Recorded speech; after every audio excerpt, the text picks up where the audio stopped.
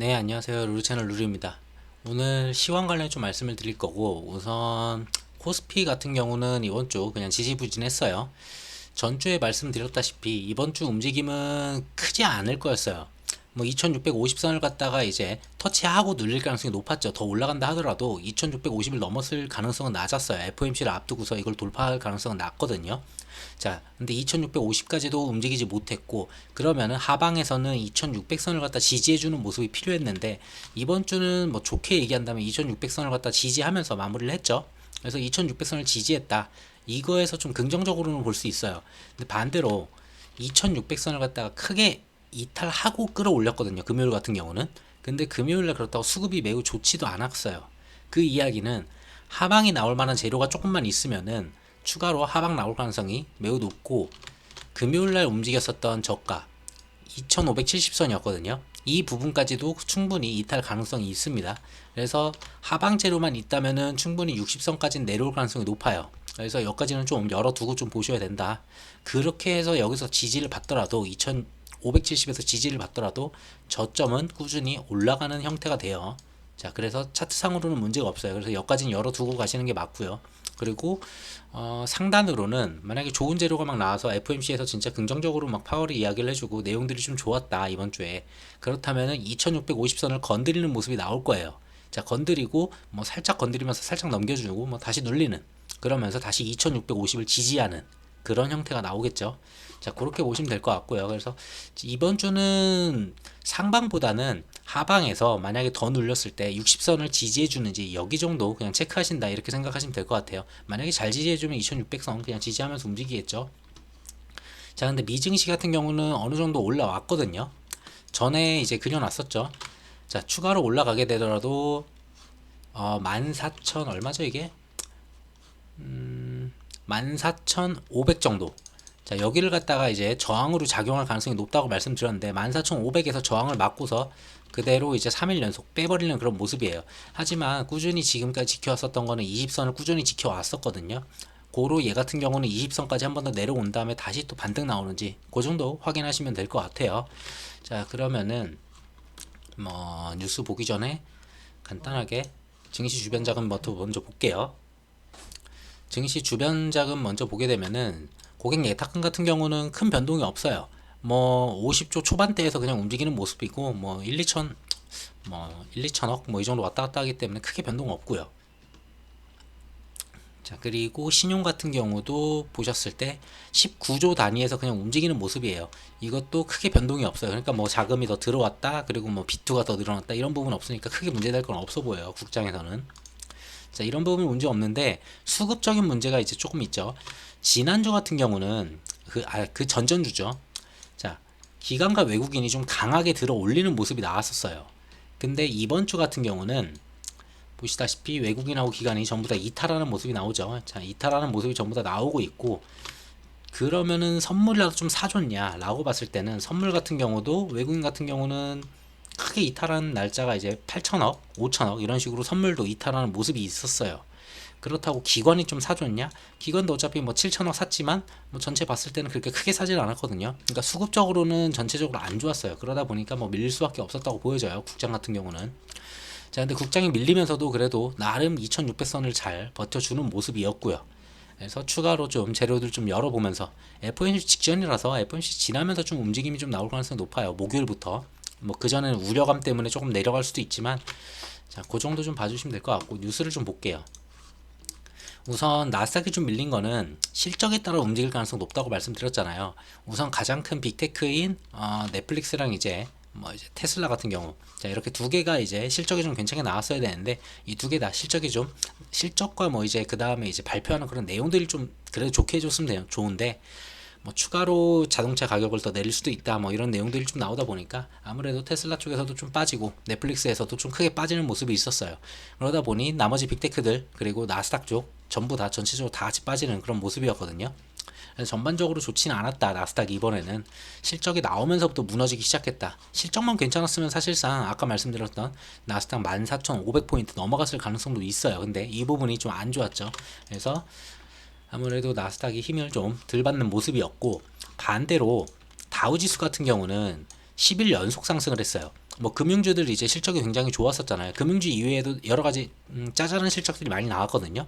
나왔는데 실적들이 전반적으로 좋았어요. 다우 쪽에서는. 그러다 보니까 다우가 오히려 조금 상승해주는 모습이 나왔고, 나스닥 같은 경우는 테슬라랑 넷플릭스로 좀 전체적으로 밀리는 모습 좀 나왔다, 이렇게 보시면 될 것 같아요.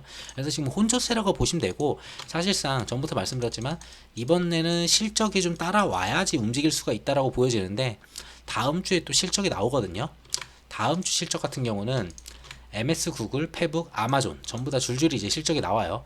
25일날 이제 MS하고 알파벳이 나오고요. 26일날 메타가 나오고요. 27일날 아마존이 나와요. 그러다 보니까 이 실적들이 좀 중요하고요. 좀 이따 말씀드리겠지만 FOMC 같은 경우도 일정이 좀 겹쳐요. 그러면서 파월 발언까지도 있다 보니 이번 주 좀 변동성이 클 거예요. 얘네들 실적이 만약에 다 전부 다 괜찮다라고 했을 때는 뭐 파월이 아무리 뭐 발언을 갖다가 그렇게 세게 할 가능성이 낮거든요. 이번에 금리 인상을 한다는 조건 하에 금리 인상을 하게 되면은 파월의 발언은 매우 매파적일 가능성은 낮아요. 뭐 완전히 비둘기파라고 얘기하기는 어렵지만 어느 정도 그래도 좀 뉘앙스가 좀 낮아질 가능성이 있어요. 그렇기 때문에 시장은 다시 좀 반등 가능성이 있는데, 자, 있지만 얘네들 실적이 안 좋다면은 좀 얘기가 좀 달라지겠죠. 자, 어쨌든 그리고 지난주에 또 봐야 되는 게 월요일부터 해가지고 중국 지표들, 경제 지표들이 나온다고 말씀드렸잖아요. 중국 지표들이 좀 안 좋게 나왔어요. 전체적으로 지금 미국은 좀 회복하고 있는데 리오프닝을 하고 있다는, 지금 중국 같은 경우에는 리오프닝에서도 지금 돈이 안 들고 있다고 계속 말씀드렸고, 그리고 시장에서도 뭐 이제 사람들이 정부를 믿지 않다 보니까 아무래도 계속 저축하는 그런 쪽으로 좀 가고 있어요. 그러다 보니까 소비가 좀 낮아지고 있고, 자, GDP 성장률 전망치도 이제 밑돌았고 전분기 대비해서 0.8%밖에 이제 올라오지 못한 그런 모습이에요. 그러니까 생각한 것보다 낮았어요. 그리고 청년 실업률은 계속 이슈가 되고 있었는데 최고치를 또 갱신하는 청년 실업률이 나오면서 중국 시장이 계속 안 좋은 모습을 계속 보여주고 있습니다. 역시나 소매 판매, 부동산, 뭐 수출 전부 다 하향 곡선을 그리고 있고요. 중국 쪽이 지금 계속 안 좋은 모습을 보여주고 있어요.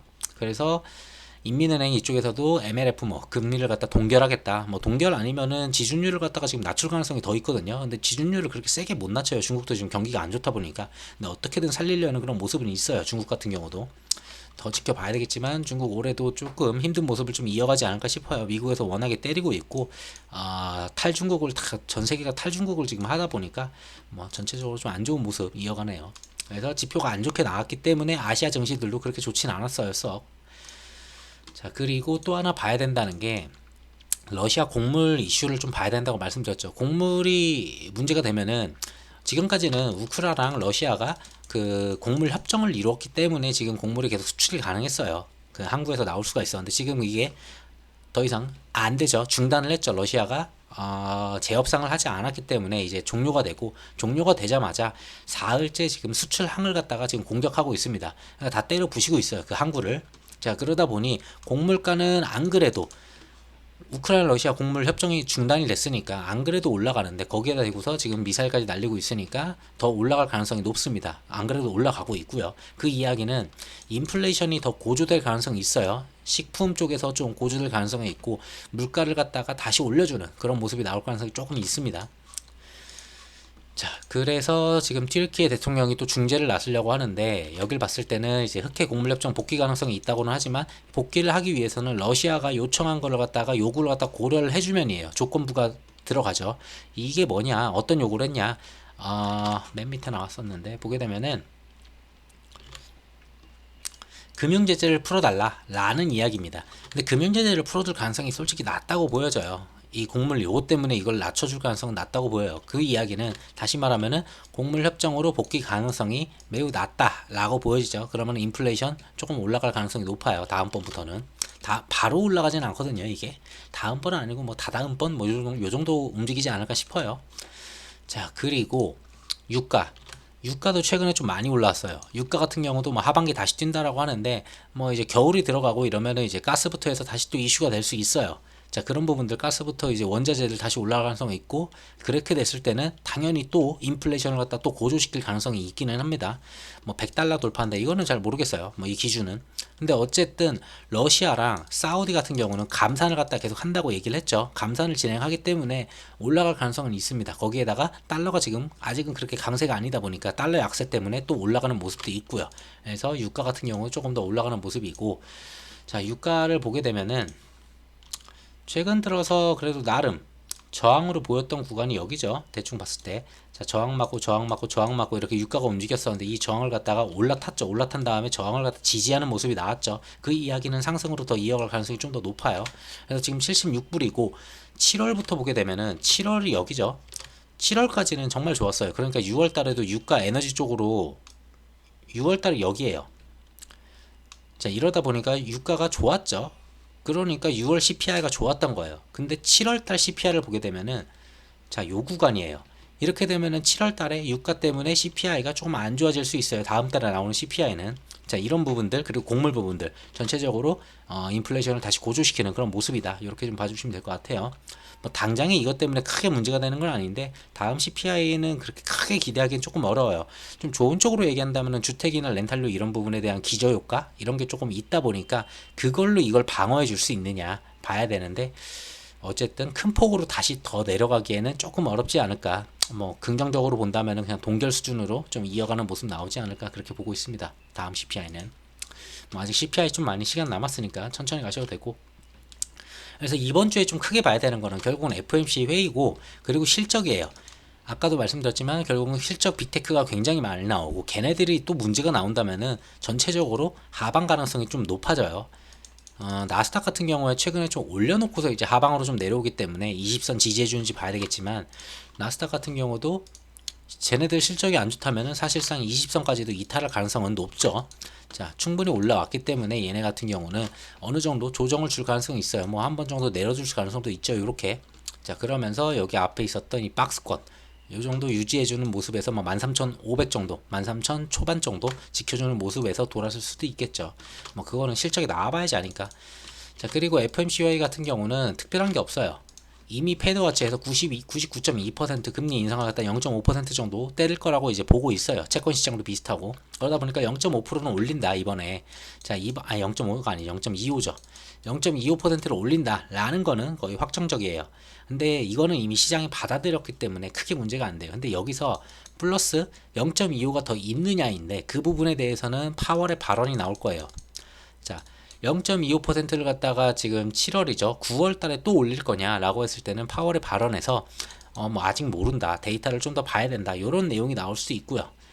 근데 그렇다고 안 올려라고 대놓고서 굉장히 비둘기적으로 이제 금리 인상 끝났어라고 얘기할 사람은 지금은 아닌 것 같아요. 그렇기 때문에 적당한 비둘기파적인 발언이 좀 나오지 않을까 기대를 해보고 있고요. 0.25% 그렇게 됐을 때는 시장에서는 금리 인상 끝났네 라고 반응을 할 수도 있어요. 금리 인상 이제 끝났네. 다음번 금리 인상 없네. 파월이 어느 정도 그래도 좀 약하게 말했네. 라고 하면서 시장이 좀 돌아설 가능성이 있어요. 그 정도 보시면 될 것 같고. 그래서 금리 인상 금액 뭐 그거는 크게 볼 필요가 없어요. 결국은 중요한 거는 파월의 발언뿐이다. 얘 발언이 어떻게 나오느냐가 제일 중요한 것 같아요. 그래서 다음 시장은 그렇게 보시면 될 것 같고.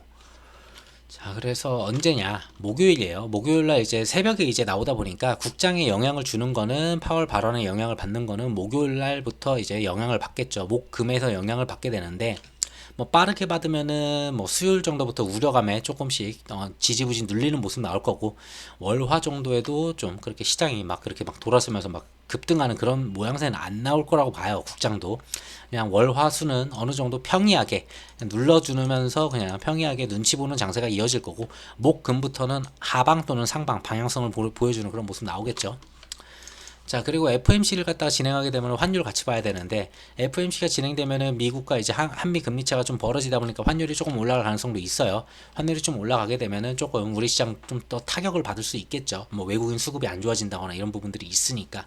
자, 그래서 FOMC 지난 다음에 채권 시장하고 이제 환율 시장 같이 보셔야 되는데 우선 환율이 어느 정도 올라가는지 올라가긴 올라갈 거예요. 조금 올라갈 가능성이 높아요. 근데 뭐 파월 발언이 만약에 금리 인상이 약간 끝난 분위기로 만약에 그걸 해석하는 내용들이 좀 나온다. 파월이. 그랬을 때는 환율에 그렇게 큰 타격을 주진 않을 거예요. 그래서 역시나 이 부분도 다 파월의 발언이 이어져야 된다. 파월 발언에서 해석할 수 있는 건 그거거든요. 다음번에 금리 인상 한 번 더 한다, 안 한다. 아직은 모른다. 막 이런 식의 내용이기 때문에 그 내용을 얼마나 잘 해석이 나오는지 그 정도 보시면 될 것 같습니다. 최근에 그래도 환율이 좀 올라갔다가 뭐 1320까지 올라갔다가 나름 좀 떨어졌거든요. 근데 이제 FOMC를 앞두다 보니까 조금씩 올라오는 모습은 좀 보여주고 있어요. 근데 여기서 뭐 1300 수준에서 1300을 앞전에 지지를 좀 했었거든요. 여기서 자, 여기서 지지를 좀 받았잖아요. 그렇다면 다시 올라가더라도 여기서 저항을 맞을 가능성이 있어요. 환율도 1300원에서. 자, 요런 모습이 나올지, 요렇게 내려가는 모습이 나올지, 아니면은 여기서 파월의 발언 때문에 그대로 돌파해서 또다시 올라가는지, 그 정도 봐주시면 될 것 같아요. 자, 그리고 MS 구글 뭐 페브 여기 이쪽 실적은 아까도 말씀드렸다시피 이번 주는 볼 게 정말 많아요. 근데 예상할 수 없는 부분이에요. 실적들은 사실상 MS 알파벳 뭐 이쪽도 예상할 수 없죠. 그리고 메타 예상 안 되죠. 뭐 아마존도 예상 안 돼요. 얘네들 나오는 대로 그냥 실적대로 움직일 거예요. 얘네들이 워낙에 빅테크다 보니까 전체 시장을 다 움직일 수가 있는 애들이고, 자, 이런 곳에서 실적 한번 확인하시면 될 것 같고, FMC는 뭐 25bp 올리는 건 거의 확정적이고 파월 발언 같은 경우만 좀 확인하시면 될 것 같습니다. 자, 뭐 시장은 이제 마지막 인상이라고 보고 있어요. 패드와치에서도 동일하게 마지막 인상으로 보고 있거든요. 보시다시피 9월, 11월, 12월이죠. 자, 9월 같은 경우도 동결 가능성이 83%. 뭐 이건 바뀔 거예요. FOMC 지나고 파월 발언 나오면 좀 바뀔 것 같은데, 자, 그리고 11월도 동결 가능성, 그리고 12월도 동결 가능성. 자, 인하죠. 인하 가능성까지 좀 나오는 그런 모습이 있네요. 자, 보자. 25에서 50. 그럼 동결이네요. 동결 가능성이 더 높네요. 자, 그래서 동결 가능성이 더 높게 나오고 있고요. 그래서 요런 내용들 결국 우리가 이번 주에는 할 수 있는 게 별로 없는 것 같아요. 그냥 관망세로 좀 가다가 어느 정도까지 밀리는지, 뭐 눌림이 나오긴 나올 거예요. 아무래도 FMC 전에 이제 눌러주는 좀 모습이 나오니까. 뭐 근데 2600선에서 그냥 지지하는 그런 모습이 좀 나와주면은 참 다행인 거고. 자, 파월 발언 전에 계속 또 추가로 눌려가지고 2570선까지 내려온다. 그러면은 파월 발언에 따라서 추가로 하락할지, 뭐 추가로 올라갈지, 뭐 그건 봐야 될 것 같아요. 전부 다. 자, 그래서 이번 시장은 특별히 우리가 예상할 수 있는 부분이 아니다 보니까 그냥 관망하시면서 어디 정도 지지해 주는지, 눌림 줬을 때 어디 정도 눌렸을 때 여기서는 내가 지금 원했던 종목들이 좀 다시 또 들어갈 만 하잖아요. 위에서 좀 어느 정도 던져 왔으니까. 자, 그렇게 해서 좀 다시 챙겨가면 될 것 같아요. 그래서 이번 주 시장은 저는 관망하다가 만약에 파월이 진짜 좋게 얘기해주면 그냥 목요일날 달려들 것 같고, 그게 아니라고 한다면은 그냥 금요일날은 또 금요일날 또 눌리거든요, 어차피. 그래서 금요일날 오후장 돼가지고 천천히 이제 주워 담을 거 있으면 그때 주워 담아도 충분할 것 같아요. 그래서 이번 주는 그냥 천천히 보셔도 되지 않을까 그렇게 보고 있습니다. 자, 영상 여기까지 하고 마무리하도록 할게요. 영상 들어 감사합니다.